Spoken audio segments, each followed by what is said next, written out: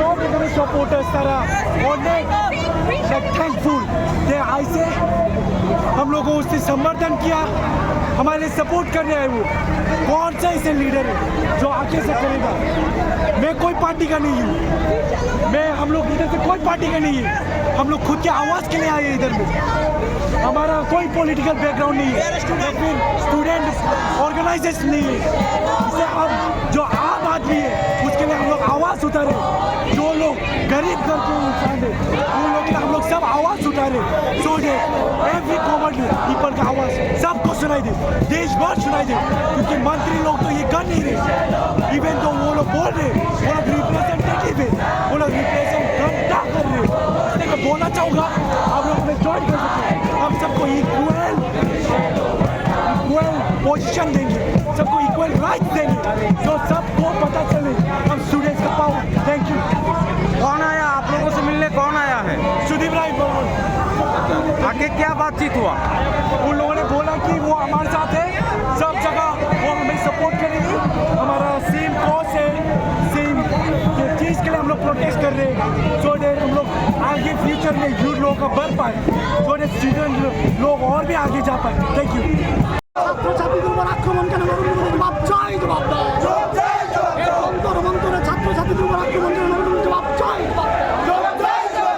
মূলত আজকে সর্বভারতীয় কংগ্রেস কমিটির আহ্বানে আমাদের ত্রিপুরা প্রদেশ এনএসওয়াই এবং যুব কংগ্রেসের একটা সম্মিলিত প্রচেষ্টায় আমরা আজকে ছাত্র কি গুঞ্জ আমাদের যে সর্বভারতীয় অনুষ্ঠানটা চলছে রাহুল গান্ধীজির নেতৃত্বে, আমরা এটা আজকে আমাদের ত্রিপুরা প্রদেশের কংগ্রেসের আহ্বানে বটে আমরা এটা করেছি স্টুডেন্ট হেলথ হোম।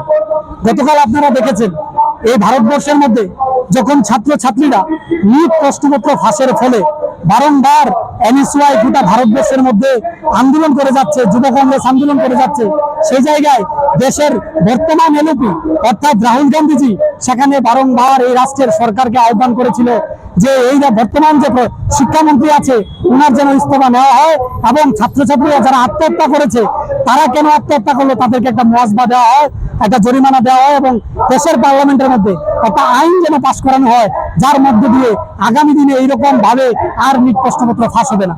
কিন্তু সেই জায়গায় সরকার যখন বারংবার আমাদের দাবি মানছিল না, এই রাষ্ট্রের ছাত্র সমাজ ওই যন্তর মন্তরে নিরীহভাবে তারা যখন আন্দোলন করে যাচ্ছিল 20 দিন ধরে সুনাম ওয়াংচুকজি যেখানে অনশন করে যাচ্ছিল ন্যায্য দাবি দেওয়ার স্বার্থে, যে দাবিগুলোকে আমরা এনএসওয়াই যুব কংগ্রেস এবং সর্বভারতীয় কংগ্রেস সমর্থন করেছে, আমরা দেখলাম সুনাম ওয়াংচুককে জোর করে সেখান থেকে নিয়ে যাওয়া হয়েছে। তারপর যন্তর মন্তরে নিরীহ ছাত্রছাত্রীদের উপর সেখানে অমিত শাহ এবং নরেন্দ্র মোদীর নেতৃত্বে সেখানে পুলিশি বর্বরতা করা হয়েছে, তাদের মেরে রক্তাক্ত করা হয়েছে, মাথা ফাটিয়ে দেওয়া হয়েছে, তারা বর্তমানে হাসপাতালে বন্দী।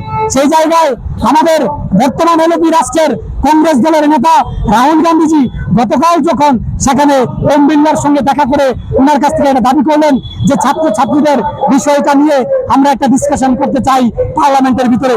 এই পার্লামেন্ট আমাদের পার্লামেন্ট অর্থাৎ ছাত্র সমাজের পার্লামেন্ট, আমরা এই ভোট দিয়ে নরেন্দ্র মোদী অমিত শাহকে বানিয়েছি।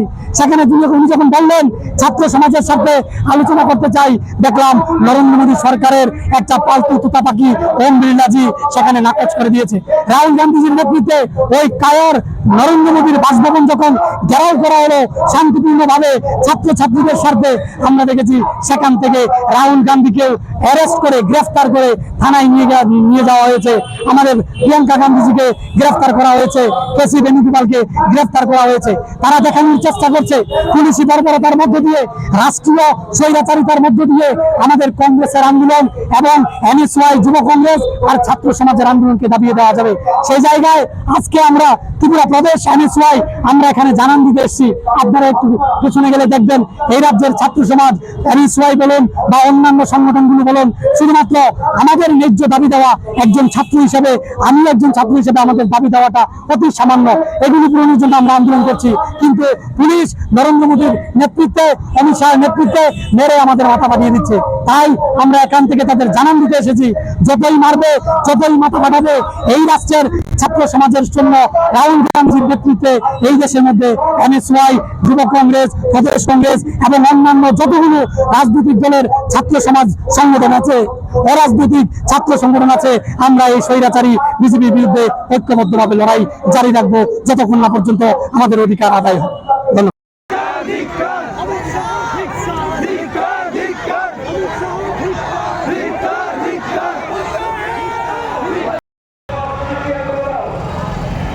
ছাত্র সমাজের দাবিকে স্বীকার করে পদত্যাগ না করবে, আমরা এই ঝান্ডা নিয়ে আমাদের জাতীয় পতাকা সহ আমাদের সংগঠনের পতাকা নিয়ে রাজপথে বিজেপির বিরুদ্ধে আমরা সংগ্রাম করে যাব। মনে রাখবে, আমরা শক্তি, আমরা বল, আমরা ছাত্র দল।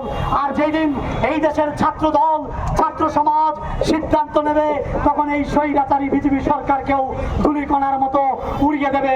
এবং এখান থেকেই আমরা বারংবার ওই স্বৈরাচারী বিজেপি সরকারকে জানান দিয়ে যাচ্ছি যে আপনাদের এখনো যদি হুঁশ না ফিরে, তাহলে জল এতটুক জায়গায় গড়িয়ে যাবে, সেখান থেকে আপনারা বাঁচতে পারবেন না।